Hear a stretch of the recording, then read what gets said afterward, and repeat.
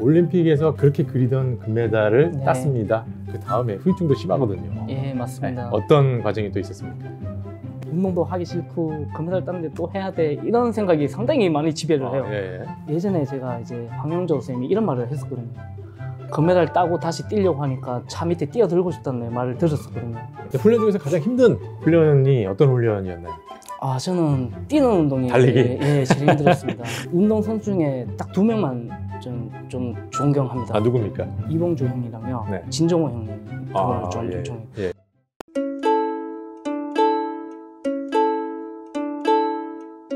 아, 08년도 베이징 올림픽 얘기로 넘어가겠습니다.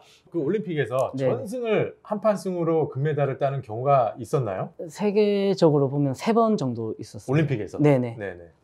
제가 이제 처음으로 그렇게 금메달을 땄고요. 아, 그때는 처음이었고. 네네. 그 다음에 이제 이틀 뒤에 이제 73kg에서 네. 아르제바이잔 선수인데 그 선수가 이제 그렇게 저랑 똑같이 한판승으로 금메달 따더라고요. 예. 예. 그리고 나서 그 전에도 없었고 네. 없었거든요. 계속. 근데 제가 이제 그렇게 금메달 따고 그 뒤에 이제 이틀 뒤에 그 선수가 그렇게 금메달 따고 네. 이제 넘어와서 이제 2016년 리우 올림픽 때 일본 선수가 이제 그렇게 또 금메달을 땄어요. 한판승에. 그럼 역대 지금 3명? 예, 3명입니다. 네. 아, 참 대단합니다. 결승전에 보면 파이시 선수가 나오죠. 파이시 네네. 선수가 어느 나라 선수죠? 오스트리아 선수입니다. 오스트리아 선수인데, 아, 마지막에 뭐 예. 기가 막히게 또 한 번 기술 걸 때만 해도 저게 넘어갈까 그랬는데 바로 또 맞습니다. 엎어버립니다. 예. 네. 큰 기술 한 판으로 이어지는 동작들이 나와요. 네. 그것을 노려야 됩니다. 자, 최민호 다리 잡아면서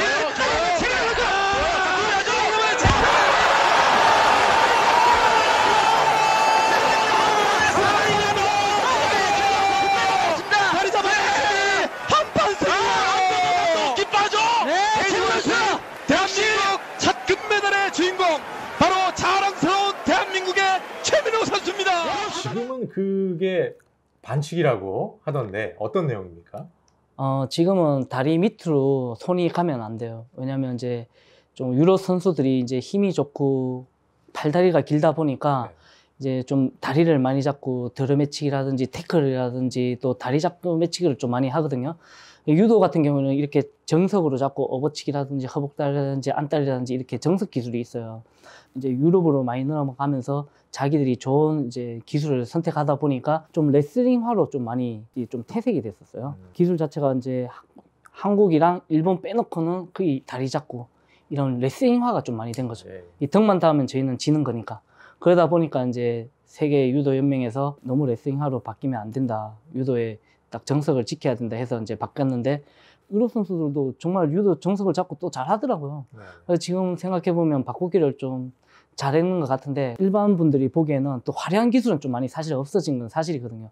저같이 결승전에서 들어서 맺히고 어깨로 매서 맺히고 이런 게 또 사실 보기에는 너무 화려하잖아요. 네. 그런 부분이 없어진 건 좀 아쉬운데 유도로 봤을 때는 이제 모든 선수들이 딱 유도 정석 유도를 하기 때문에 좀 발전은 된 건 사실입니다. 네.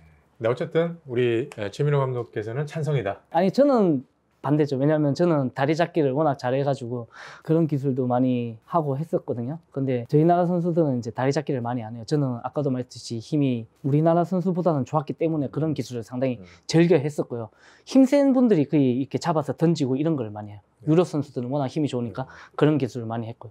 네, 그리고 이제 그 08년도 금메달을 따고 나서 인터뷰 때 라면이 먹고 싶다라고 네. 얘기했습니다. 네. 네, 하필 그 많은 음식 중에서 예. 라면이라고 했습니까? 사실 이제 올림픽 전에도 체중을 빼야 되잖아요. 체중을 빼다 보면 항상 먹고 싶은 게 좀 많아져요. 체중 감량을 하다 보면 수분이 일단 섭취를 못하고 음식도 많이 섭취를 못하잖아요. 제일 먹고 싶은 게 많아지는 게 이제 3개가 저는 많아지더라고요. 하나는 이제 콜라. 콜라는 조금만 마셔도 갈증이 확 해소되는 그런 기분이 있어서 콜라가 먹고 싶었고, 또 하나는 이제 라면이랑 짜장면이에요. 네. 왜냐하면 탄수화물 들어오면 확 또 열량이 확 높아지고 또 짠맛도 확 느껴지면서 너무 좋아서 제일 먹고 싶었던 음식이었는데, 그리고 또 제일 좋아하는 게 또 라면이에요. 그러다 보니까 라면이 먹고 싶다고 말했습니다. 그래서 결국 신라면 광고를 찍었습니다. 한 그릇 더, 한 그릇 더. 그가 간절히 원했던 그거. 한 그릇 더.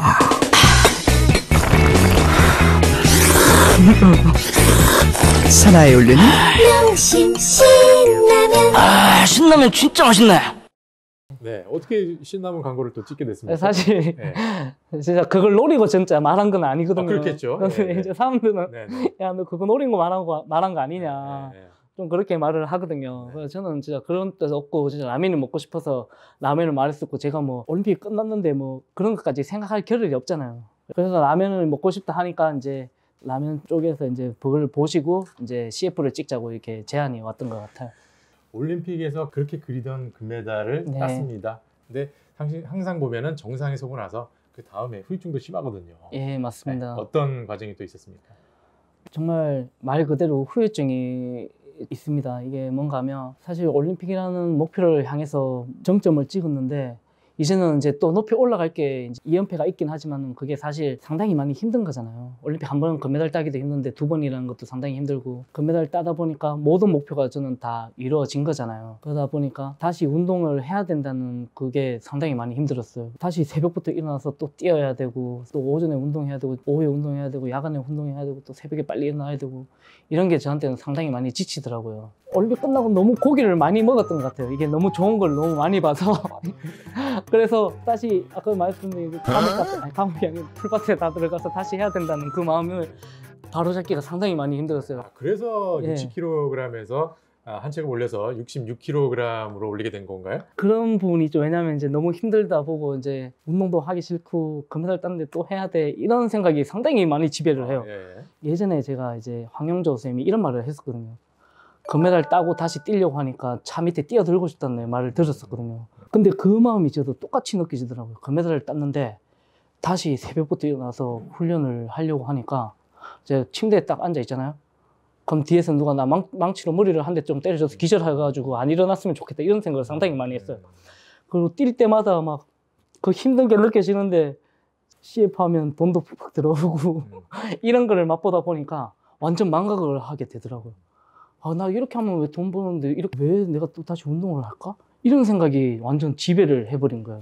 네, 그래서 우리가 흔히 이런 얘기를 많이 합니다. 네, 정상에 올라가는 것보다 정상을 네. 지키는 게 훨씬 더 힘들다. 맞습니다. 이 얘기를 좀 많이 합니다. 그래서 사실은 이제 금메달을 따고 은퇴하는 선수들이 굉장히 많습니다. 네, 그런 분들의 이제 심정이 이해가 된 거고요. 확실히 이해했습니다. 근데 다시 마음을 가다듬고 네. 돌아옵니다. 그러나 같은 체급이 아니라 이제는 66kg으로 돌아오게 됩니다. 사실 한 체급을 올리게 되면은 정말 또 네네. 힘들지 않습니까? 그럼요. 또 다른 상대자가 상대도 강한 상대를 상대해야 되기 때문에 네. 그때 상황은 어땠습니까? 일단 제가 그래도 좀 운이 좋았던 게 올림픽을 그전에 준비하면서 근력 같은 걸 상당히 많이 훈련을 했었잖아요. 근데 한 체급의 근력 차이가 나고 힘 차이가 나기 때문에 이제 한 체급을 올리면 좀 이기기가 힘든 상황이었거든요. 근데 저 같은 경우에는 근력 차이가 그렇게 한 체급이든 두 체급까지, 저는 세 체급까지도 힘 차이가 많이 안 났던 것 같아요. 그래서 좀 운 좋게 한 체급을 올려도 이제 우승을 할 수 있었고, 이제 제가 제일 힘들었던 부분은 아까 말했듯이 금메달 따고 그 마음을 다 잡는 게 상당히 많이 힘들었었어요. 그걸 이제 다 잡고 나니까 66kg에도 빨리 적응을 했던 것 같습니다. 좀 재밌는 얘기로 한번 넘어가 볼게요. 알겠습니다. 또 우리 최민호 감독님의 팬들도 많고 궁금한 점도 많기 때문에 물어보겠습니다. 자, 사람들이 부르는데 별명이 있습니다. 작은 거인 북한 어린이라고 예. 있는데 둘 중에 어떤 별명이 마음에 드세요? 저는 이제 북한 어린이가 좀 마음에 들어요. 네, 왜냐하면 의외네요. 예. 네. 이게 왜냐하면 제가 봐도 그때는 좀 북한 사람처럼 생겼었거든요. 네. 그리고 이제 근데 정말 이런 일이 있었어요. 선배가 이제 제가 대학교 1학년 때였어요. 볼이 쏙 들어가자 운동하다 보니까 어느 날 형님이 저를 화장실에 불러 가더라고요. 형한테는 사실 솔직히 말해도 된다. 그 형님 무슨 말씀이십니까? 물어보니까 너 어디서 왔냐? 저한테 묻더라고요. 진짜로? 예, 그래서 진짜 그랬다니까. 그래서 저 집이 김천입니다. 그러니까 형한테는 솔직하게 말해도 돼요. 너 북한에서 왔지? 이러는 거예요. 그래갖고 형님 아닙니다. 저 집이 김천인데요. 저는 왜 부모님이 북한에서 왔냐? 이런 거예요, 저한테. 그때 당시 그 얘기하면 좀 충격으로 왔겠어요? 근데 제가 봐도 그때는 좀 그렇게 생긴 것 같고 이제 그래서 그 형님이 이제 넌 북한 어린이라고 이렇게 별명을 지어주셨거든요. 그렇군요. 그때는 이제 뭐 재밌는 일화였죠, 사실. 네, 선수라면 피해갈 수 없는 부분이 부상입니다. 나만의 부상을 당하지 않고 롱런하는 비결이 있다면? 지금은 이제 많이 좋아져서 말할 수 있는데 운동할 때 하고 휴식 취할 때 취하는 게 제일 부상이 없을 수 있는 방법이라고 생각합니다. 근데 그렇게 하다 보면 예. 저 요즘 선수 감독을 해보셨으니까 너무 많은 배려나 이런 걸 하다 보면 그거를 이용해서 또 너무 쉬는 그런 네, 선수가 있지 그렇죠. 않습니까? 저 같은 경우에는 이제 좀 심리적으로 할 수 있게끔 유도를 좀 많이 하거든요. 일부러 열심히 안 하는 선수들을 이제 좀 지켜보니까 처음부터 계속 안 되고 하다 보니까 이제 좀 관심에서 멀어지는 선수들이 또 더더욱 깨를 파는 일이 많더라고요. 선수들이 또 관심을 받고 잘하는 선수들은 계속 잘하려고 노력을 하고 이런 부분이 있더라고요. 좀 깨를 부리는 선수라고 이제 좀 많은 관심을 가져주니까 좀 더 열심히 하는 게 보여서 저는 그런 식으로 좀 많이 다가갔습니다. 아, 예, 좋은 말씀 감사합니다. 훈련 중에서 가장 힘든 훈련이 어떤 훈련이었나요? 아, 저는 뛰는 운동이 달리기? 제일 힘들었습니다. 네. 운동선수 중에 딱 2명만 좀 존경합니다. 아, 누굽니까? 이봉주 형이랑요, 네. 진종호 형님 두 분을 좀 예, 존경해요. 예. 모든 선수들은 저보다 운동을 많이 했다고 저는 생각 안 하거든요. 네. 선수촌에 있어봐도 그렇고 전 종목을 통틀어서 나는 그 선수들보다 훨씬 열심히 했고 훨씬 열심히 살았고 운동도 최선을 다했다 생각하는데 딱 두 분은 제가 존경하는 게 이봉주 형이랑 이제 진종호 형 이렇게 딱 꼽는데, 봉주 형은 이제 사실 제 운동권에서도 말을 하는 게 어느 운동이 제일 힘드냐 네. 이거를 좀 따지거든요. 그게 탑이 마라톤이에요. 그 다음에 복싱, 레슬링, 유도 이렇게 하고 그다음에 이제 이렇게 좀 나뉘거든요.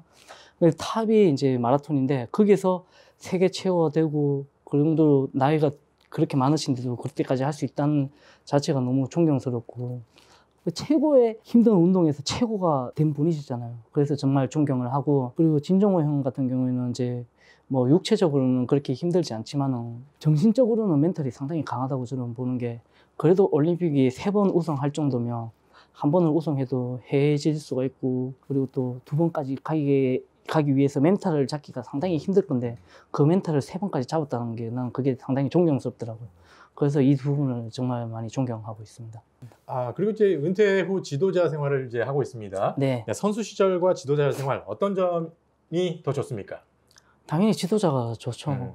선수들 잘하려고 하는 게 금메달 따서 지도자가 되려고 하는 게 이제 목표잖아요. 당연히 이제 선수 때는 육체적으로도 힘들고 그게 정신적으로도 상당히 힘들잖아요. 그렇죠. 지도자는 이제 정신적으로는 당연히 힘들겠죠. 그래서 육체적이나 이런 거는 좀 덜 힘들고, 그리고 또 많은 좋은 것도 있더라고요. 하여튼 그런 부분에 대해서는 지도자가 훨씬 저는 좋다고 생각하고 또 이게 있습니다. 시간이 지나다 보면 네. 많은 지도자들이 선수 때가 더 행복했다 음. 이 얘기도 하거든요. 아, 저는 선수 때 절대 아닙니다. 아, 힘들었군요. 예, 예. 절대 돌아가고 싶지도 않고. 돌아가지 않고. 예, 지금도 그렇게 느낍니다. 절대 음. 선수는 돌아가고 싶지 않다고. 네. 그렇게 느낍니다. 그래서 저는 그 정도 열심히 했나 봐요. 네, 네. 자, 그렇게 열심히 했던 예, 우리 최민호 선수가 은퇴를 결심했습니다. 네. 네. 은퇴를 결심하게 된 배경이 있나요? 제가 2008년도 나이가 29살이었거든요. 그때도 이제 좀 나이가 그래도 조금 있는 편이었는데 제가 4년을 더 이제 준비한다고 말을 해가지고 4년을 준비하게 됐어요. 그때 나이가 32살인데 사실 이제 런던 올림픽을 마지막으로 이제 더 할 수도 없고, 왜냐면 이제 체력도 그렇고 정신도 그렇고 이제 많이 지치고 이제 성적도 안 날 것 같은 시점이었거든요. 그래서 2012년을 마지막으로 기점으로 열심히 했는데, 이제 사실 런던 올림픽 때 제가 선발이 좀 안 됐어요.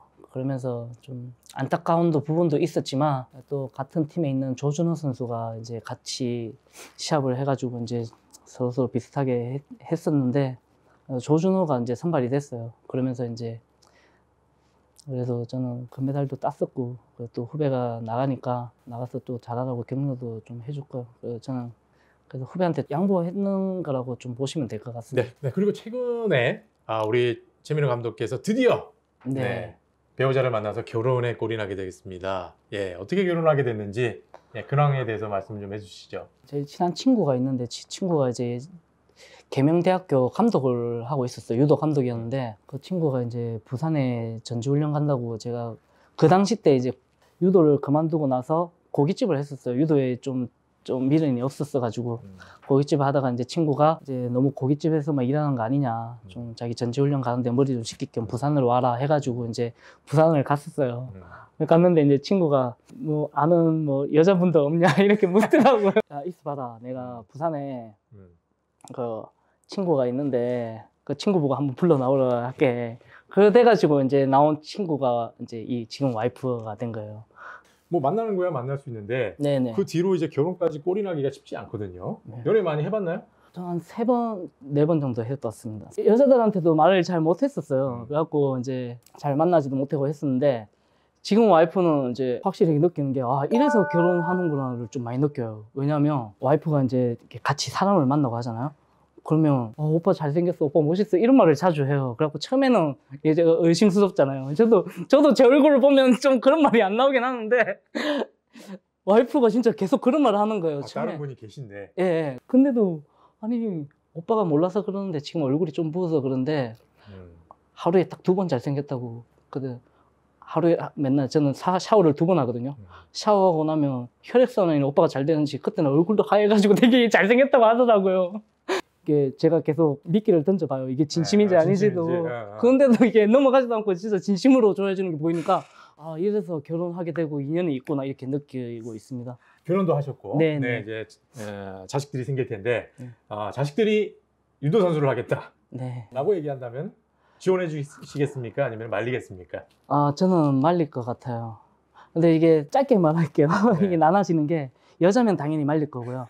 그리고 네. 남자면 장점이랑 단점이 있는데 장점은 이제 사실 좀 많이 힘든 부분은 사실 자식이 힘든 걸 시키기 싫잖아요. 네. 그런 부분이 이제 좀 단점이고 장점이라는 게 하나 있다면 아이가 커가면서 반항아도 될 수 있는 거고 뭐 진짜 모르는 거잖아요. 그런 부분에 있어서는 운동을 시키면 정말 반항아가 좀 되지 않고 바른 생활로 살 수 있는 그런 인도는 상당히 좋은 취지인 것 같아요. 만약에 이제 제 아들이 진짜 반항하고 이제 막 나가고 이러다 보면 운동을 시키면 그게 힘든 거를 겪으면서 예의가 발라지고 또 인생 힘든 걸 경험함으로써 자기 인생을 이제 바로 살려고 하는 그런 게 좀 있는 것 같아요. 예전에 고등학교 때도 그렇고 비행 청소년도 많았잖아요. 그 운동을 딱 시켜놓으면 되게 이제 발라지고 열심히 살고 이런 모습을 많이 봤기 때문에 비행 청소년을 간다 그러면 이제 운동을 시킬 거고 안 간다 그러면 그냥 운동 안 시킬 것 같습니다. 유도가 예. 도복만 잡히는 게 아니라 인생도 네, 잡힐 수 있다. 네, 그런 건 진짜 좀 있는 것 좋은 같아요. 말씀이십니다. 최근 한국 유도 전망은 어떻게 보십니까? 사실 저희 나라 아마추어 스포츠가 사실 많이 힘들어요. 사실 예전처럼 막 계속 뭐 80년대처럼 올라가는 게 아니고 지금 계속 사양길을 걷고 있는 거라고 보고 있거든요. 엘리트 체육 자체가 저는 올림픽 때만 반짝 이렇게 하고 있는데 사실 그 점에서는 상당히 안타깝고 저희가 또 국위선양할 수 있는 게 스포츠라고 저는 생각을 하거든요. 이거를 명맥을 계속 이어나가서 아마추어 스포츠들도 많이 사랑을 해주시고 관심을 많이 가져주셨으면 좀 좋겠습니다. 도쿄올림픽이 연기되면서 정말 그 선수들은 더 힘들겠구나라는 생각을 가졌습니다. 자, 유도를 하고 있는 후배들에게 마지막으로 한 말씀 하신다면? 정말 힘든 시간을 보내고 있다고 저는 생각을 해요. 다른 나라 선수들은 코로나서 올림픽이 목숨과 바꿀 수 없다 이런 말을 하지만 저희는 올림픽을 위해서 목숨을 바치고 있는 사람들인데 이 올림픽을 안 여는 자체가 저희는 목숨을 잃는 거나 마찬가지이기 때문에 정말 많이 힘들어하고 있는 선수들 보면 안타까운데 꼭 일본 올림픽이 열려서 꼭 우리 선수들이 또 후배들이 금메달 따는 모습을 꼭 봤으면 좋겠습니다. 지금 상당히 많이 연습하고 있을 텐데 꼭 조금만 힘내시고 해서 꼭 세계 최고가 되기를 기원하고 있습니다. 항상 파이팅 하기를 응원하겠습니다.